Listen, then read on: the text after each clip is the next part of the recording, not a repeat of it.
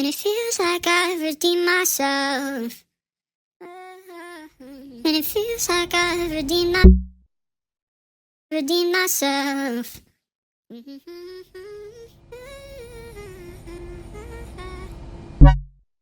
I'll try to be there. Try to be there. And we should do this more often. And we should do this more often. And we should do this more often. I am a transgender woman. Have been my whole life, and I love that. I would never change that fact about myself. It's a unique life experience that I get to live through, and it's gifted me a new perspective. The problem is there aren't that many people out there who share that perspective. Us dolls are pretty few and far between. I hold this kind of distance from everyone else. And it's not that I'm shunned. To the contrary, there's a ton of people in my life who love and accept me the way I am. But still there's this gap. A space that comes from myself and my cisgendered surroundings being different at their cores. Like, for example, when I think back to my childhood, I wince a little bit, you know? When I look back, that person I see doesn't feel right. It's really shocking just how far away that person feels. I'm not that boy anymore. Like, I watched Pokemon every Saturday morning, just like every other kid did. I wanted to be a Pokemon master more than anything else, just like everybody else. But the difference is when I watched the show, I couldn't shake this guilty feeling I had hanging over me. Because every single time that I imagined myself in the world, I was always in Misty's role. I need somebody who understands that. Somebody who I can relate to. Somebody who sees me as a person, not as a bunch of tragic and heartbreaking stories stacked on top of each other, all hiding in a trench coat trying to get past the bouncer into adulthood. I need someone like that in my life. I need her. April Harper Gray was born on April 21st, 2000. I found April in her music under the moniker Underscores about 1.5 years ago. Almost instantaneously, I fell in love. Her addicting melodies paired with fascinating electronic-inspired instrumentals, the musician in me was immediately sold. I dove headfirst into her discography, listening to every single album and EP. I basked myself in the complex storylines her lyrics told, and the more I dug and found information on her online, the more an unfamiliar feeling started to wash over me. She was just like me. April is a trans woman, just like I am.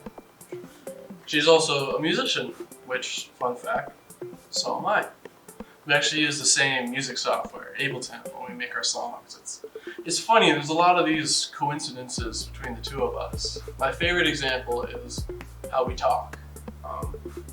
My friend and I both love her, and we love sending each other little clips of her tracks or vlogs she makes, anything we find. One day I sent him a clip of her on a production stream. She was breaking down one of her tracks on WallSocket, and she was showing off this really cool production technique that I wanted to try the next time I made music. And his response to my message really struck me. He said, "Wow, she sounds just like you when you explain your music to me. Just like me." This honestly is a feeling I don't have a lot of experience with. I wish it was. I wish I felt like I fit in with everybody else. That'd be awesome, but I just don't.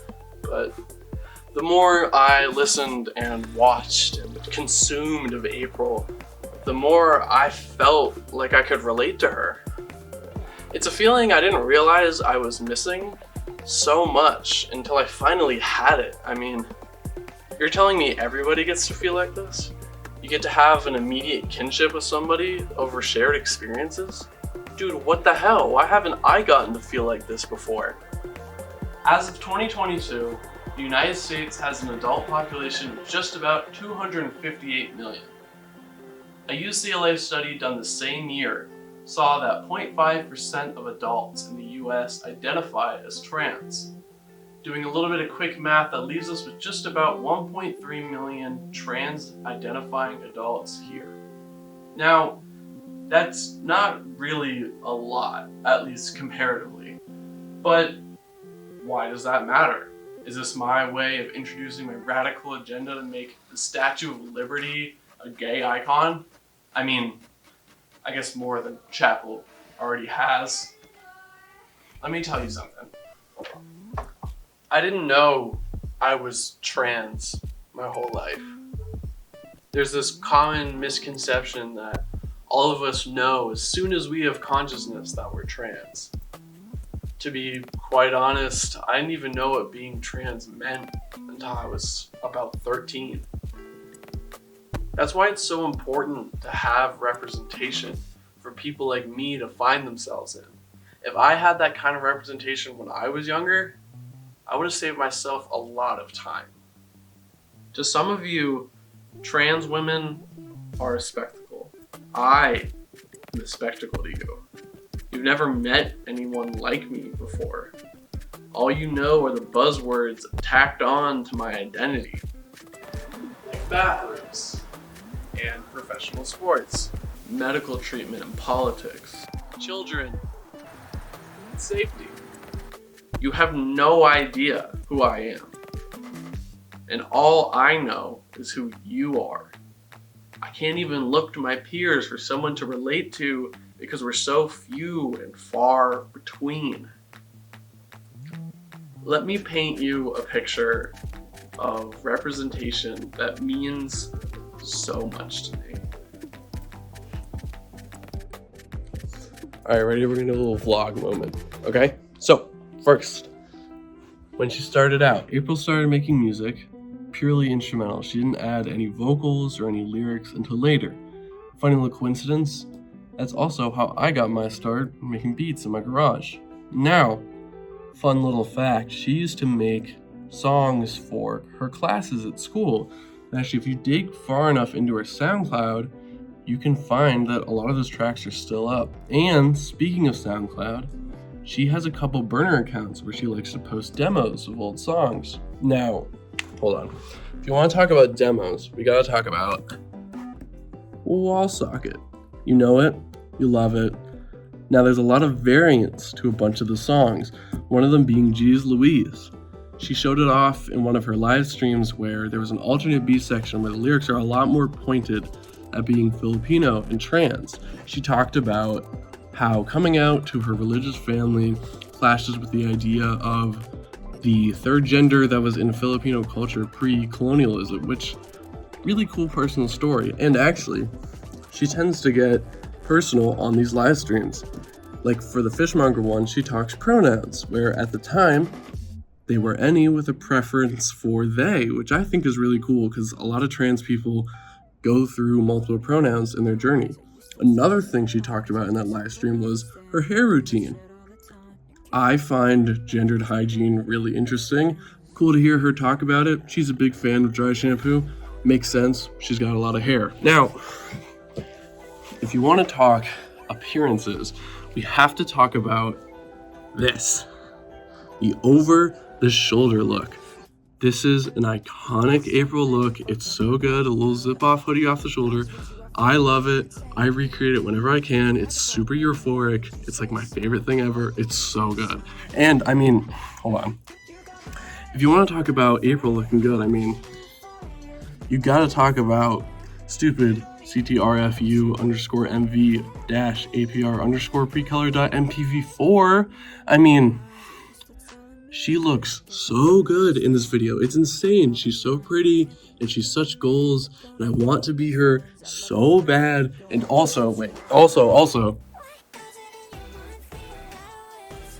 I love April. She means the world to me. I can directly attribute a lot of my confidence as a trans woman to her. She showed me how to love being trans and how to embrace the quirks of the transgender experience. I feel like I can achieve so much in music and reach the highest of heights because of her. But I don't know April.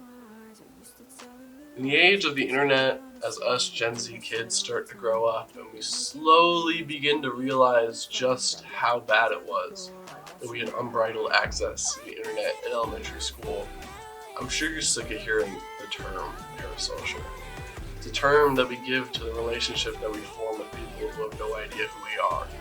Say you have a favorite show and you watch it every single night. You might start to feel like you know these actors because you see them so much. And maybe you follow them on Instagram, so you get to see a little bit of their day-to-day as they post. And you've got a couple interviews, so now you have a little bit of a peek behind the curtain. At this point, you know a decent amount of information about them. You know their birthday, their favorite food, maybe some eating habits, personal family stories. You really start to feel like you know these people, but you don't. They have no idea who you are. April has no idea who I am.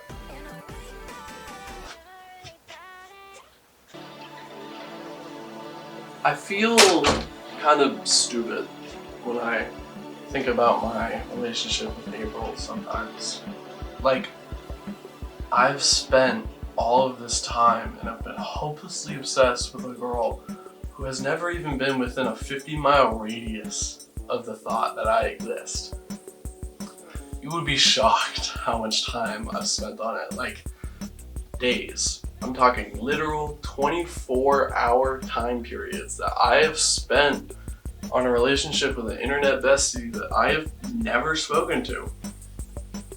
There's definitely an argument that can be made that we're all wasting our time with these kind of relationships, where realistically these people are never gonna know that we spent all this time on them.